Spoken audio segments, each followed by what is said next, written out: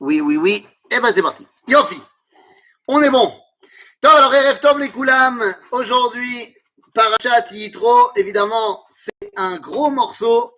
Je ne sais pas si on a beaucoup de Tunisiens qui nous écoutent aujourd'hui, mais Parashat Yitro, c'est pas n'importe quoi. Parashat Yitro, chez les Tunisiens, c'est toute une histoire, et demain soir, ça va être la fiesta.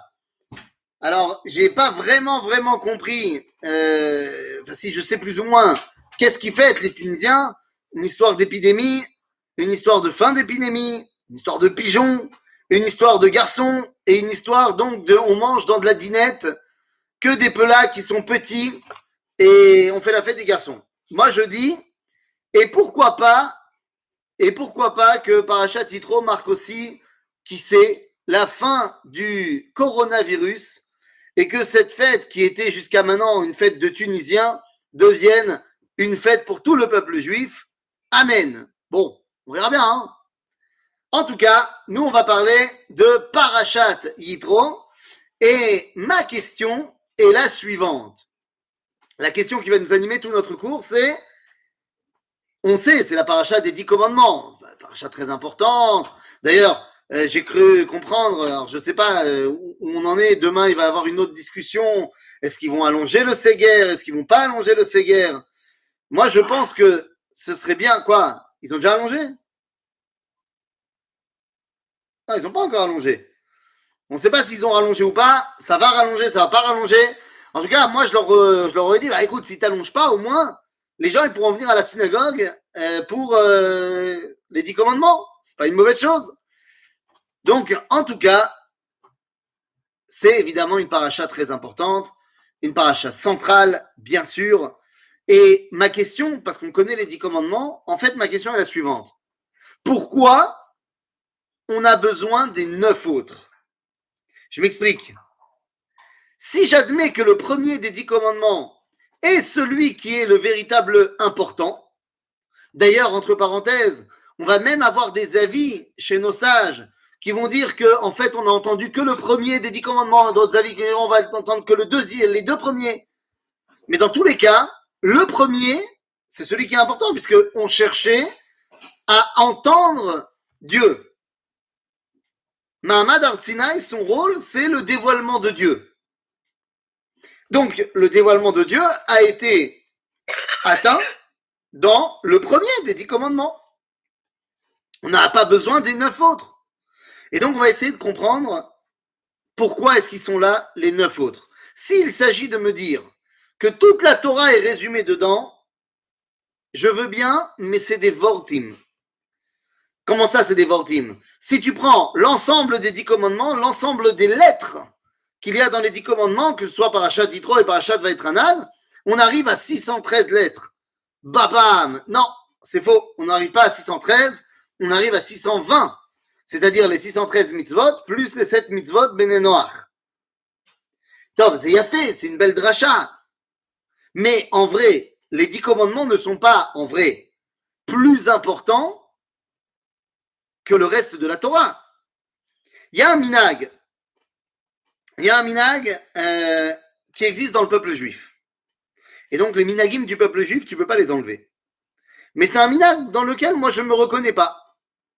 Qui est de se lever pour la lecture des 10 commandements. Je ne m'y reconnais pas, pourquoi? Eh bien, parce que ceux qui sont dans ma synagogue, ceux qui me connaissent, eh bien, savent que, et même avant d'avoir été rabbin, je suis debout pendant toute la lecture de la Torah, quelle qu'elle soit. Pendant toute la lecture de la Torah, je suis debout. Donc, si quelqu'un il se lève pour la lecture de la Torah, bah, il se lève pour tout, y compris les 10 commandements. Mais si tu ne te lèves pas, en général, pour la lecture de la Torah, il n'y a pas de raison de se lever pour les 10 commandements. Parce que les 10 commandements ne sont pas plus importants en soi que le reste de la Torah. Et pourtant, en malasot, on n'enlève pas les minagim du peuple juif. D'ailleurs, je vais le dire vendredi soir dans ma synagogue, et tu verras qu'ils vont quand même se lever Shabbat matin. Ben oui, évidemment. Parce que en malasot, minag c'est minag. En baya. Mais je veux comprendre à quoi servent les 9 autres commandements. ils ne sont pas là pour m'enseigner les mitzvot. Parce que toutes les choses qui sont marquées dans les 10 commandements vont être remarquées dans la Torah ailleurs.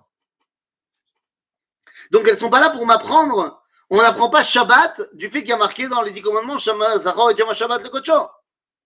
Ou le Kadesho. Non le Kocho, le Kadesho, c'est déjà marqué dans d'autres endroits dans la Torah qu'il faut faire Shabbat. Donc, à quoi servent les 9 commandements? Eh bien, les amis, on va essayer de répondre à cette question ensemble. Et pour cela, eh bien, je nous ramène au tout début de notre paracha.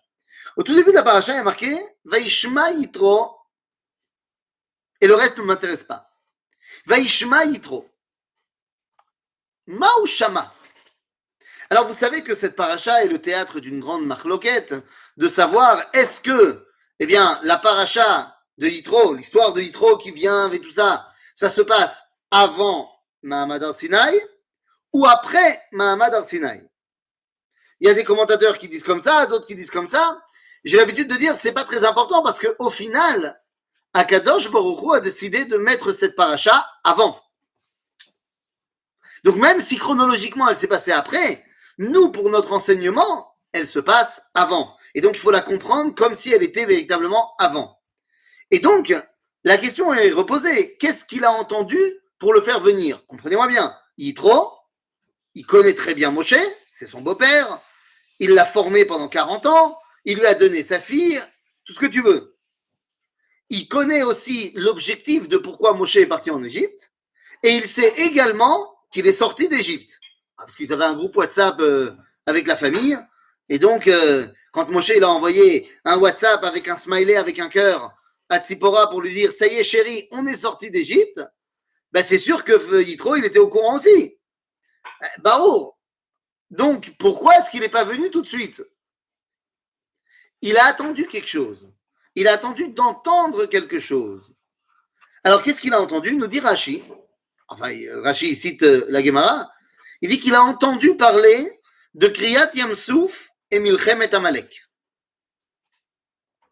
Donc, ça veut dire que le WhatsApp, il marche très bien parce que Milchemet Amalek, c'était le 28 Iyar. Et s'il arrive avant Matan Torah, ben, il lui reste pas beaucoup de temps pour arriver. Il lui reste à perdre 6 jours, 7 jours, 8 jours pour arriver. Donc, la poste a été très rapide. Et finalement, eh bien, il est arrivé et il a dit ce qu'il a dit. Donc, ça veut dire que qu'est-ce qu'il a attendu? Il a attendu d'entendre non seulement Kriyat Yamsouf, mais également Milchemet Amalek. Qu'est-ce que cela veut dire? Quoi? Que Dieu, c'était le plus fort? Oui, mais ça, il le savait déjà en entendant parler des 10 plaies.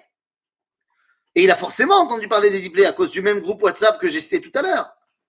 Donc, il sait très bien qu'il y a eu les 10 plaies. Et donc, dans les 10 plaies, on peut très bien dire que Dieu, il s'est montré comme étant le patron. Donc, ce n'est pas ça qu'il recherche. Il ne cherche pas de voir la force de Dieu. Yitro, il veut voir si Am Israël a véritablement pris sa place en tant que nation. Yitro, vous le savez, fait partie quelque part de la famille. Eh oui, vous vous rappelez, Yitro fait partie de la famille quelque part, non? Pas seulement parce que c'est le beau-père de Moshe, avant même d'être le beau-père de Moshe. Pourquoi Yitro fait partie de la famille? D'où je le sors, cette histoire?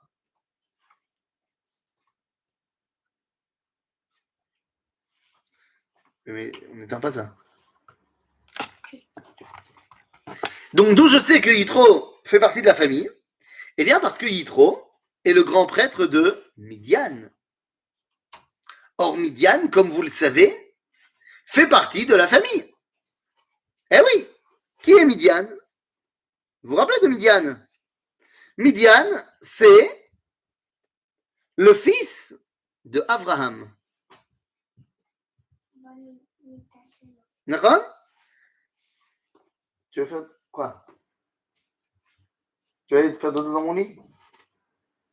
Tiens. Allez, allez dans le lit faire dodo. Yalla. Bekitsour, Midian, c'est un des enfants d'Abraham. Et oui, rappelez-vous qu'Abraham, après la mort de Sarah, il a déjà donc 2 enfants, Yitzhak et Ishmaël, il décide de se remarier avec Ketura. Et avec Ketura, il va avoir encore 6 enfants. Le seul qui nous intéresse, Dai, Bemet chez Dai. Shira.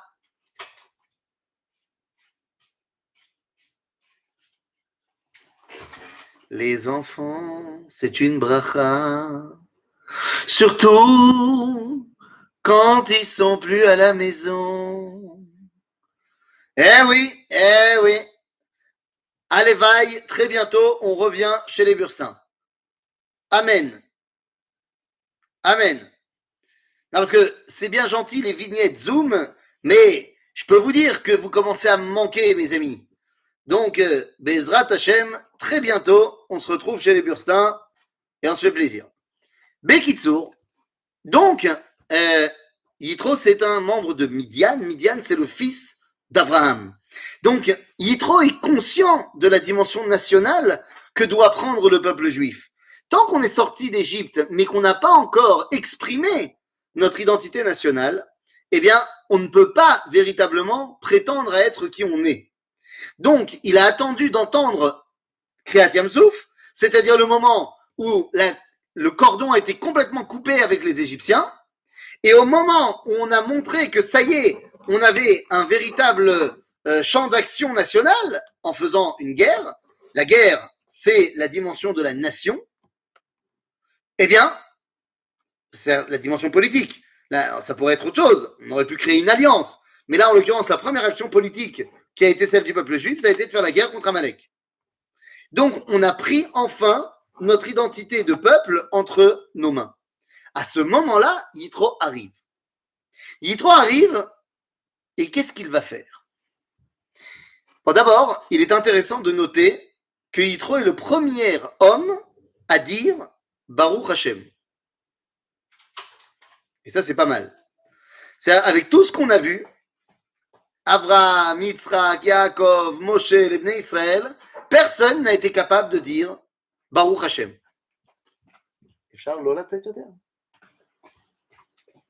Personne ne dit Baruch Hashem.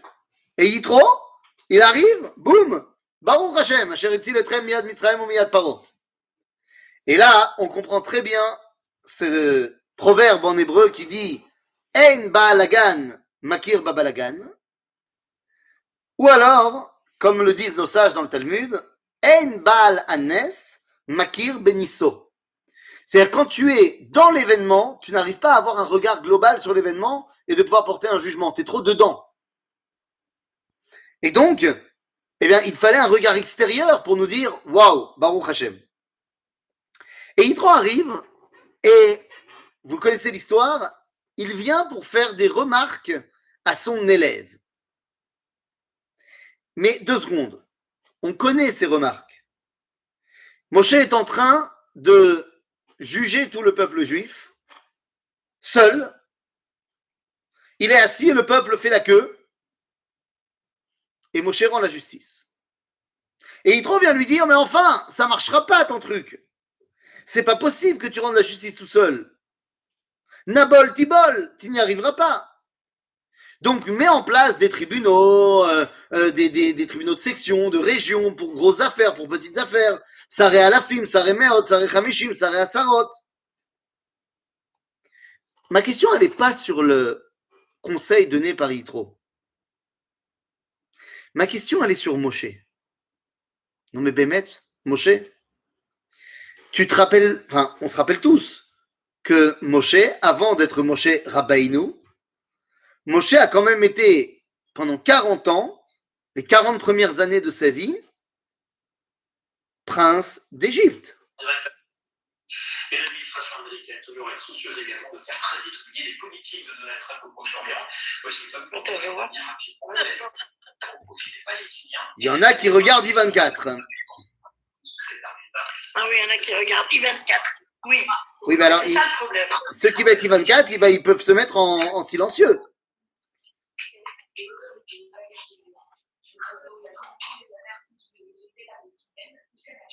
On vous entend encore, hein, I24.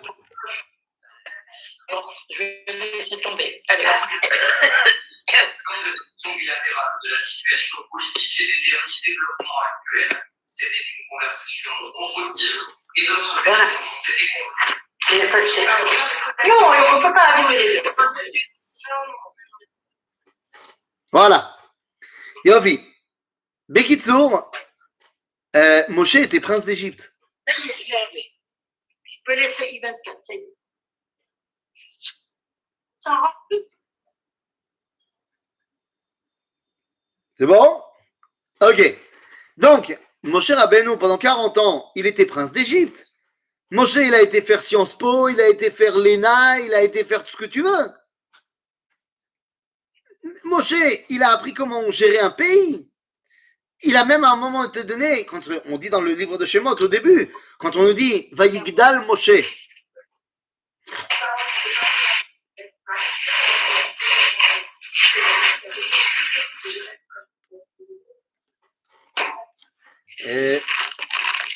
Chez la famille Toledano, ça fait beaucoup de bruit.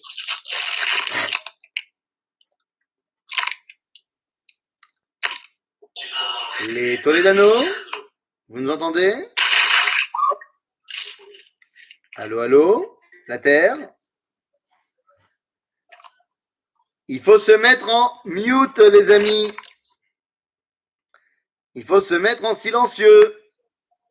Ou alors il faut soi-même être silencieux.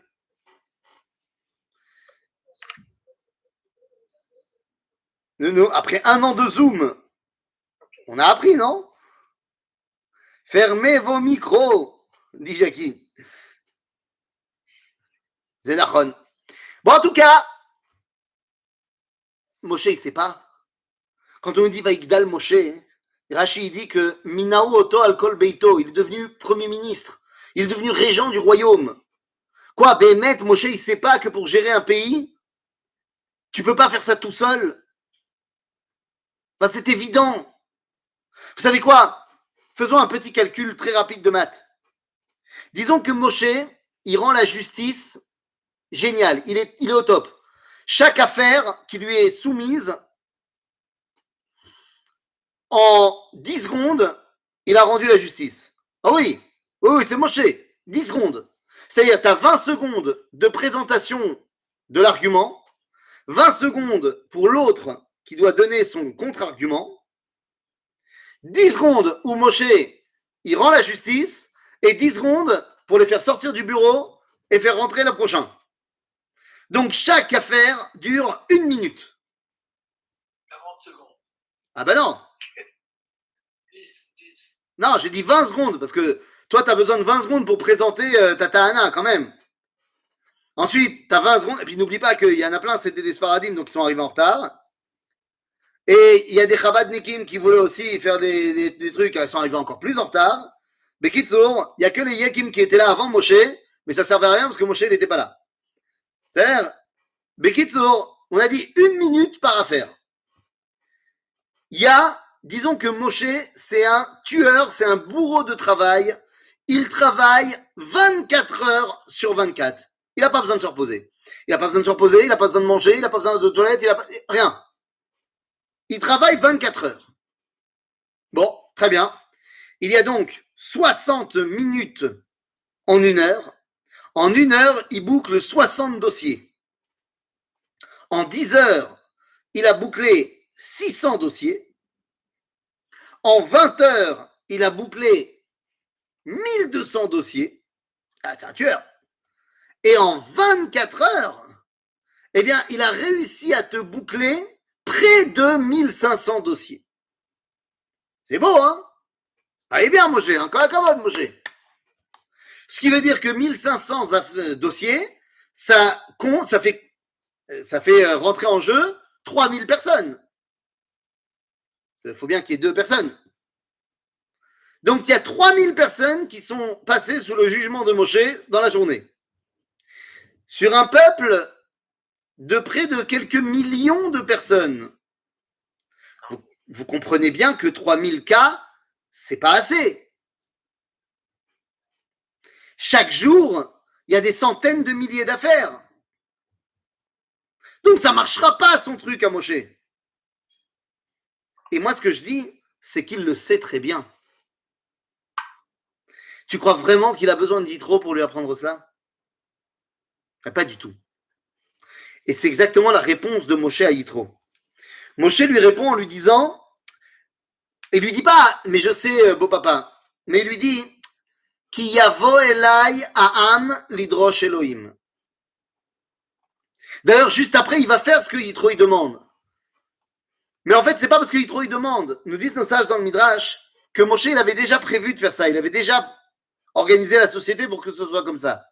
Mais une seule journée, il a bossé en mode c'est moi qui fais tout seul. C'était la première journée des doléances. Et c'est la journée où Yitro il est arrivé. Mais il n'avait pas prévu de faire ça aussi demain. Juste une journée. Lama.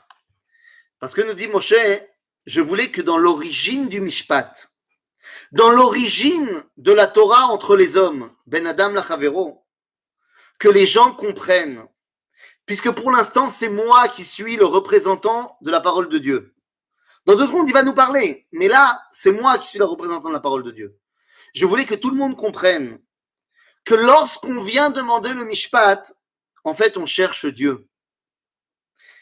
Ki yavo elai ha'am lidrosh Elohim. Quand les gens ils viennent demander la justice chez moi, c'est parce qu'ils veulent tout simplement rencontrer Akadosh Baruch Hu. Pour l'instant, ça passe par moi. T'inquiète pas, je vais déléguer.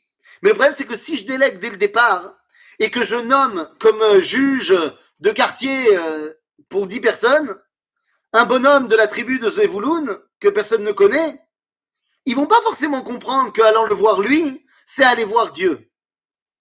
Donc au début, je rassemble tous chez moi.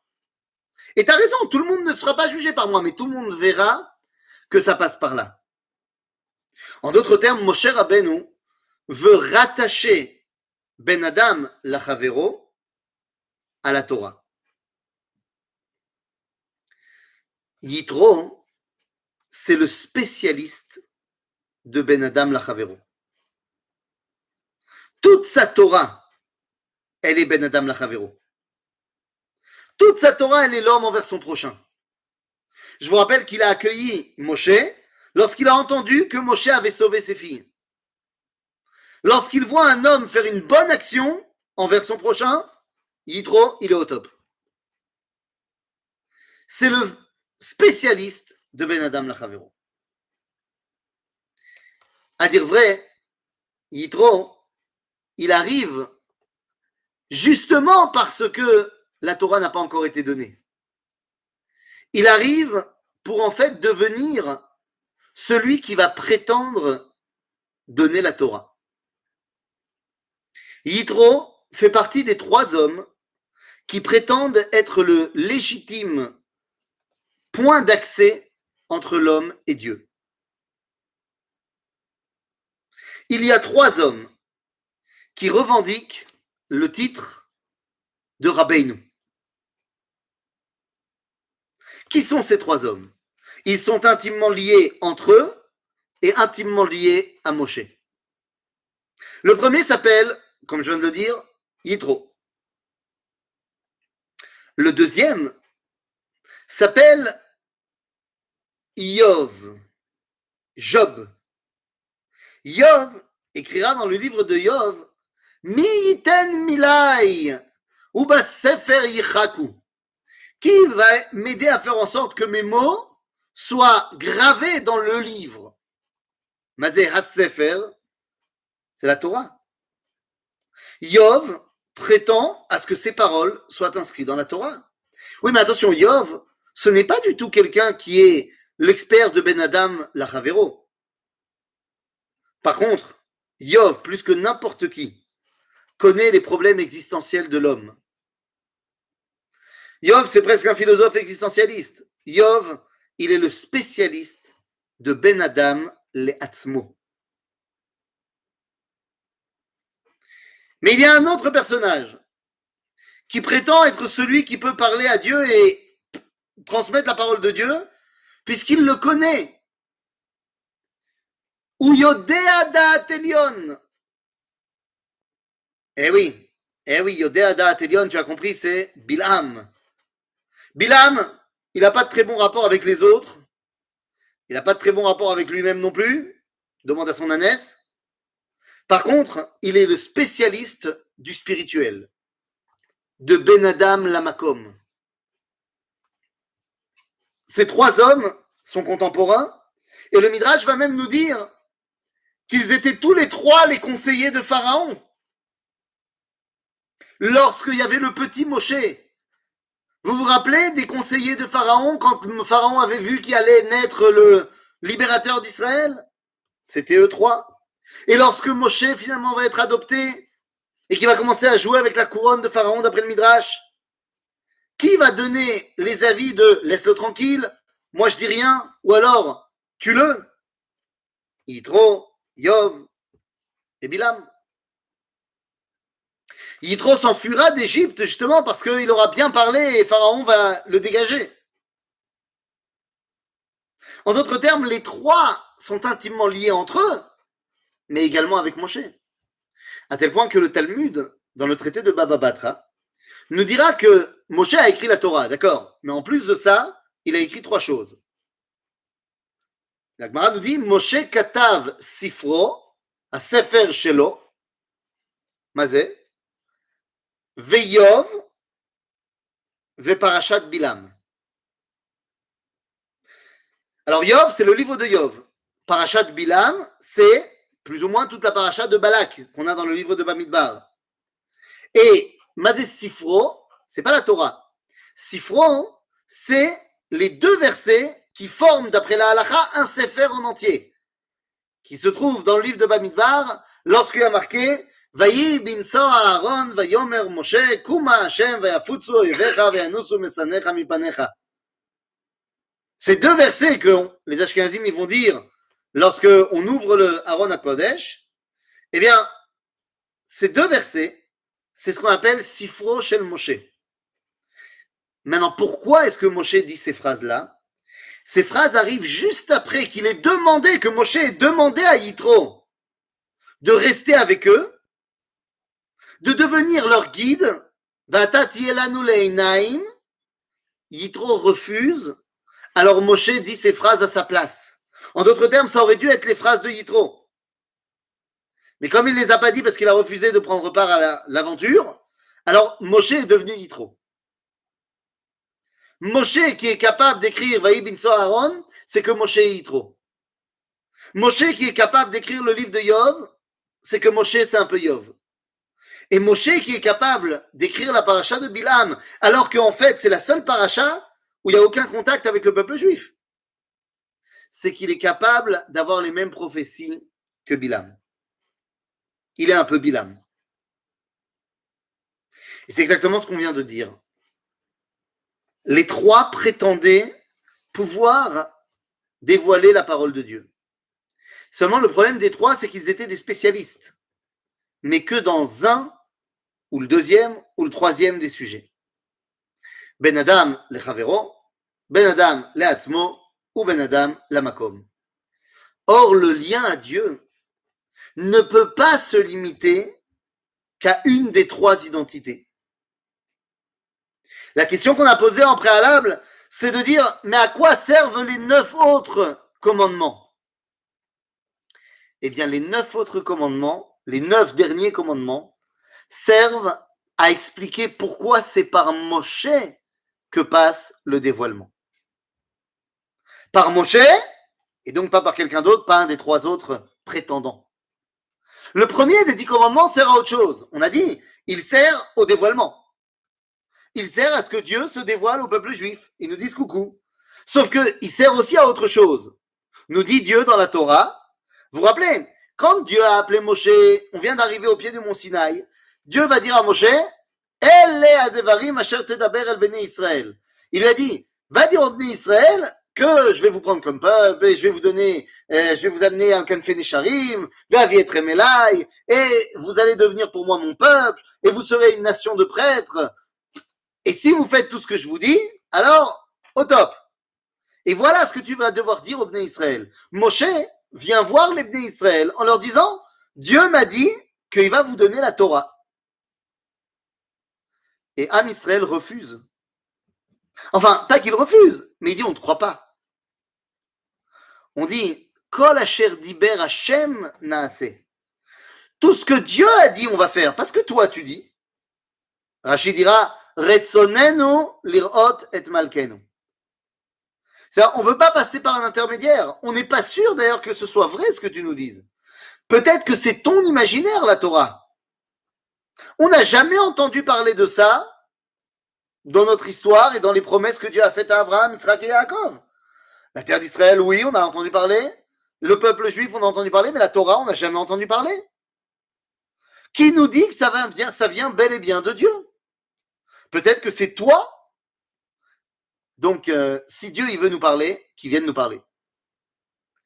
Moshe retransmet à Dieu, Vayashev et divrei ha'am el Hashem, Vayomer Hashem, oh, oh. Vous n'avez pas marqué oh dans la Torah, mais c'est ce que ça voulait dire. Dieu dit à Moshe, Metsuyan, très bien. Ine anochi ba elecha be'a ve'anam, je vais venir me dévoiler dans la nuée. Ve'gam yishma ha'am bedaberi imach, et tout le peuple va entendre que je te parle. Ve'gam becha yaminu le'olam. Et donc enfin, ils vont croire vraiment, parce qu'ils auront eux-mêmes entendu que je te parle. Donc le premier des 10 commandements vient authentifier le fait que Dieu parle à Moshe. Ok? Le premier commandement sert à dire, c'est pas des blagues. Moshe il dit que Dieu lui parle, c'est Béhémet. Les 9 autres commandements viennent nous expliquer Aval lama Moshe. Pourquoi Dafka Moshe et pas quelqu'un d'autre? Alors, quelqu'un d'autre, on a compris qui étaient les prétendants. Et c'est pourquoi, eh bien, on va étudier maintenant ces 9 autres commandements, mais on va les diviser en 3 groupes. 3 groupes de 3 commandements, 3 commandements et 3 commandements. Et vous allez voir que les choses sont limpides. Pourquoi il faut les diviser en 3 groupes? Eh bien, parce qu'il y a 3 dimensions de relation à Dieu. Ben Adam, la Makom, Ben Adam, la Chavero, Ben Adam, la Atzmo. L'homme envers Dieu, l'homme envers son prochain et l'homme envers lui-même. Seulement, dans chacune des dimensions, on peut retrouver les autres. Il y a un petit peu de Ben Adam, la Chavero, même quand je suis lié à Dieu. Il y a un peu de Ben Adam, la Atzmo, même quand je suis lié à Dieu. Et inverse, il y a un peu de relation à Dieu lorsque je parle avec mon prochain. Il y a un peu de relation à moi-même lorsque je parle à mon prochain. Et il y a également une relation aux autres quand je me parle à moi. Et il y a également une relation à Dieu quand je suis en rapport avec moi. Donc on peut retrouver dans chacune des dimensions les autres. Donc 3, 3 et 3. Alors venez, on rentre dans les 10 commandements, enfin dans les 9 commandements. Le deuxième, le troisième et le quatrième. Alors c'est quoi? C'est Lo yeh lecha Elohim acherim al panai velo ta'aseh lecha pesel vechol temuna. Donc c'est l'interdit d'avoir un autre Dieu et donc de servir un autre Dieu. Lo tissa Hashem Hashem lashav, tu ne diras pas le nom de Dieu en vain. Et Zachor et Yom HaShabbat le Kadesho. Ok? Shabbat. C'est la première triplette. Eh bien, remarquez comment ça marche. Quand on te dit Lo yeh lecha Elohim acherim al panai, tu n'auras pas d'autre Dieu que moi, et tu ne feras pas d'idolâtrie, tu ne feras pas d'idole de moi. Ze ben Adam la makom, shebe ben Adam la makom. C'est la relation avec Dieu par excellence. Il n'y a que toi et Dieu. Par contre, lorsque tu viens dire ne prononce pas le nom de Dieu en vain, qui prononce? C'est moi. C'est moi qui prononce. D'ailleurs, peut-être que je le prononce tout seul dans ma chambre. Et quand c'est en vain, ça veut dire que c'est pas pour me rattacher à lui. C'est ça. Donc c'est Ben Adam le Atzmo à l'intérieur de la catégorie Ben Adam la Makom, puisqu'on prononce le nom de Dieu. Et Shabbat, eh bien Shabbat, on sait très bien qu'au-delà de notre rapport à Dieu, qui Ot I Beni ou Benechem, qui Sheshet Yami Asa Hashem, qu'est-ce qu'on dit dans le Kiddush? Ot I Leolam, qui Sheshet Yami Asa Hashem. Donc c'est vadaï que c'est en rapport avec Dieu. Aval, Il y a marqué également pour Shabbat, Leman yanuach shorcha va'amatecha be'emtecha. Qu'est-ce qu'on dit dans le Shabbat, dans le Kiddush? Zachor et Yom HaShabbat lekadesho sheshet yamim ta'aseh melacha ve'yom hashvi Shabbat l'Hashem Elohecha lo ta'aseh melacha ata u'mincha v'itecha ve'emtecha ve'gerecha asher b'sharecha va'amatecha ve'gerecha asher b'sharecha. C'est-à-dire que tout le monde doit se reposer. Il y a une dimension sociale dans le Shabbat. Il y a une dimension de Ben Adam Lachavero dans ce grand cycle qui s'appelle Ben Adam Lamakom. En d'autres termes, eh bien voilà, la première triplette nous a montré la notion de Ben Adam Lachavero. Si Moshe transmet cette triplette-là, c'est que lui aussi est capable de relever le défi de Ben Adam Lachavero. Ensuite, on a la deuxième triplette. De Ben Adam Lamakom, c'est là. Oula, je vous ai embrouillé. De Ben Adam Lamakom, la première triplette, c'est l'homme envers Dieu. La deuxième triplette, pour le coup, c'est Ben Adam Lachavero. Eh oui, Ben Adam Lachavero, c'est quoi les trois autres commandements, les trois suivants? Lo, kaved et avicha ve'et ivecha, lo tirtzach, ve'lo tinaf. Ok? Honorer son père et sa mère, ne pas tuer et ne pas avoir des relations adultères. Ok? Évidemment que les trois sont tournés vers Chavero. Les parents, c'est mes plus proches prochains. Tuer son prochain, c'est barour que c'est par rapport à son prochain. Et prendre la femme de son prochain, c'est Vadaï porter atteinte à son prochain. Donc c'est Vadaï, toutes ces trois-là sont Ben Adam, la Chavero. Mais quand on parle de honorer ses parents, eh bien, il s'agit de la dimension divine de Ben Adam Lachavero. Mes parents, pour moi, sont mes créateurs. Autant que Dieu a créé le monde, mes parents ont participé à la création en me créant moi. Et c'est pour ça que nos sages nous disent que Shlosha Shutafim Ba'adam. Il y a trois personnages qui sont là pour créer un homme. Le papa, la maman et Dieu. En d'autres termes, kaved et avicha ve'et imecha. Lorsque tu donnes le kavod à tes parents, c'est pas parce qu'ils t'ont acheté des choses ou qu'ils te... Non, c'est parce qu'ils t'ont créé. Nekuda. Donc la dimension divine qui passe par les parents, elle est fondamentale. Donc, kaved et avicha ve'et imecha, c'est Ben Adam la makom, shebe Ben Adam la chavero. Bon, après, l'otirtzach. L'otirtzach, je pense que les choses vont être assez claires. C'est quoi l'otirtzach? Bien sûr que je porte atteinte à mon prochain. Ça, c'est pas, il n'y a pas de débat. Mais c'est moi qui suis devenu un meurtrier. C'est moi qui ai maintenant complètement perverti mon âme. Donc, c'est évident que le premier touché que j'ai tué quelqu'un, c'est celui que j'ai tué. Mais ensuite, c'est moi. Donc, c'est Ben Adam Le'atzmo à l'intérieur du prisme qui s'appelle Ben Adam Lachavero. Et puis, Lotinaf. Lotinaf. J'ai pris la femme de mon prochain. C'est Ben Adam Lachavero. Chez Ben Adam Lachavero. C'est au top du Ben Adam Lachavero. Donc la deuxième triplette, c'est Ben Adam Lachavero. Si Moshe est capable d'entendre ces trois deuxièmes commandements, eh bien ça montre qu'il est capable aussi d'être un patron de Ben Adam Lachavero. Et arrivent enfin les trois derniers commandements. Alors quels sont les trois derniers commandements, les amis? Lo tignov, lo ta'ane bereacha et shaker, velo tachmod. C'est-à-dire, tu ne voleras pas. Alors, je ne rentre pas dans la marloquette de savoir est-ce qu'il s'agit ici de voler des biens ou de voler des personnes, le kidnapping. Par contre, le mot, c'est tignov, c'est pas tigzol. Il y a une différence entre l'ignov et l'ixol. On y reviendra en 2 secondes. Donc, c'est tu ne voleras pas. Ensuite, tu ne feras pas de faux témoignages. Et enfin, tu ne convoiteras pas ce qui appartient à ton prochain, que ce soit sa femme, sa maison, ce que tu veux. Le vol, c'est l'otignov. Quelle est la différence entre gzela et gneva? D'après la halakha, le plus grave des deux, entre gzela et gneva, c'est gneva.